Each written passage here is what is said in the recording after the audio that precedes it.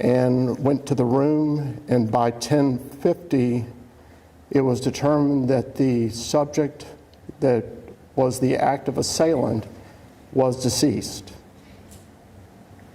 During that time, we were able to determine that there were 2 victims that are affiliated with the university, and they were transported to Norfolk General Hospital.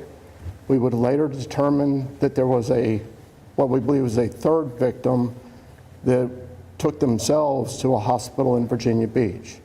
So at this time, we're aware of 3 victims, all of which are ODU affiliated, and a suspect who is deceased.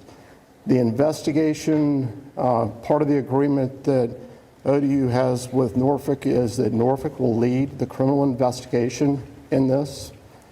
And it is, like I said earlier, it is normal for us to bring in our federal partners in any serious incident like this.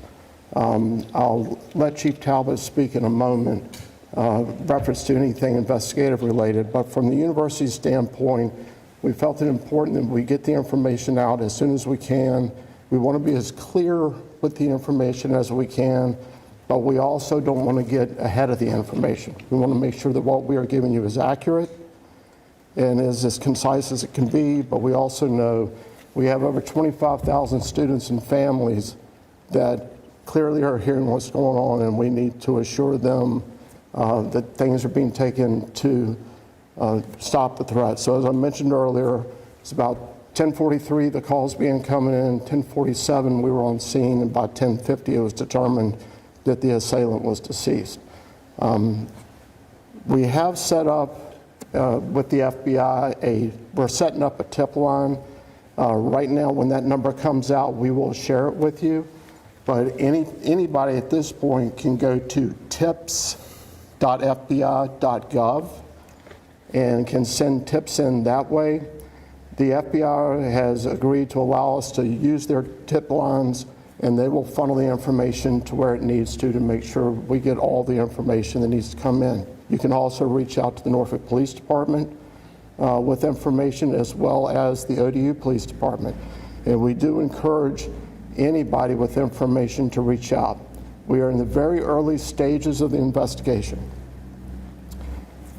We know that these investigations are long, and we want to make sure that we get the information and do the things correctly to make sure that when we finish, we have the answers that you want.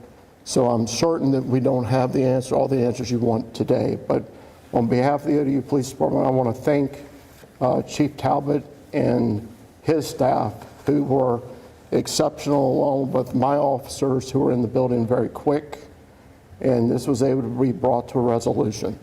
At this time, I'd like to ask President Hemphill to please come up and say a few words.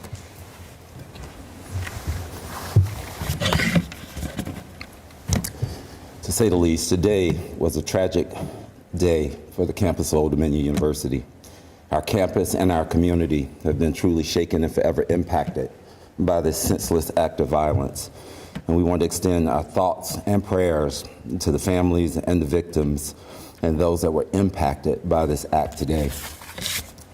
Also, I have to also join Chief in saying to our police officers and our emergency responders from the university, the cities, and all of the other agencies that responded so quickly and mobilized, we really appreciate them for their act.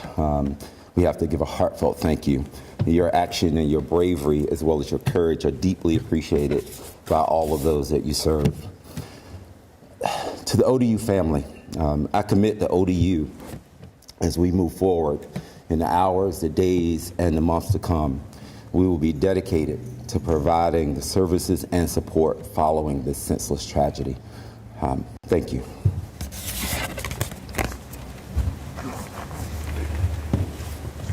Mark Talbot, Police Chief for the City of Norfolk.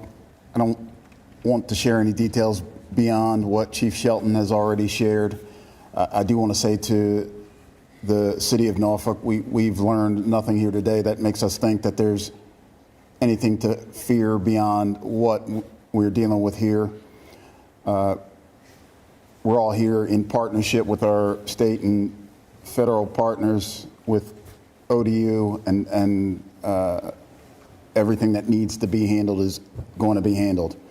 God bless this university. The police officers and first responders are firefighters that were out here within minutes, and moving forward, making sure that everything is handled the way it needs to be. Thank you so much. All right, at this point, as best we can, we'll try to answer any questions that you may have for a few minutes. Yes, sir. David Wilk with CBS 6. At this point, people are probably wondering the condition of the victims who were sent to the hospital. Is there anything that you can tell us at this time? So the one thing that I will share with you is that one of the victims is deceased. And we are working to get in touch with the family at this point, so we're not prepared to release that information. And the other two, as of right now, appear to be in stable condition. The victim that went to the Virginia Beach Hospital, was that person less seriously wounded? Why would they go so far to the hospital? I don't know the answer other than they did exactly what we asked them to do when something happens, and that's run, hide, or fight, and they ran. And I think by the time, I'm guessing by the time they figured out what was going on, they went to the hospital. So they drove themselves, or were they transported? Don't know. It wasn't anything official from us. Was that third victim also shot? I don't have that information yet. In a cynical world of violence, how do you look at a student in the face moving forward and say that we can provide you safety and make sure that you can get the education without the fear of the violence that we've seen today? You know, I get this question a lot, especially from parents. And I'm a parent of college children. I certainly understand that. So in a cynical world, I guess what I'd have to say is we do everything we can as the university police, the Norfolk police, the state police, everybody that you see up here. This isn't the first time we've ever stood together. We stand together regularly. And we do everything that we can to protect the students here. Every one of these kids are my kids. And I treat them the same way and protect them the same way as I would my own children that are away at college. And I get it because I have a child who's about 3 hours, 11 minutes, and 30 seconds too far away from me. So I completely get it. Chief, was there any prior intelligence, any threats, any warnings that led to today? So I think that's a great question, and that's certainly something that we're diving very deep into. I don't want to get too far ahead of that. I don't have any information to suggest that, but I need to confirm that. Was the shooter a student? Was the shooter a student? So at the time that we came over here, we were still working on the identification. What you have to realize is that while we evacuate the victims, we now have to go through and search every single room in that facility. There were students that we found hiding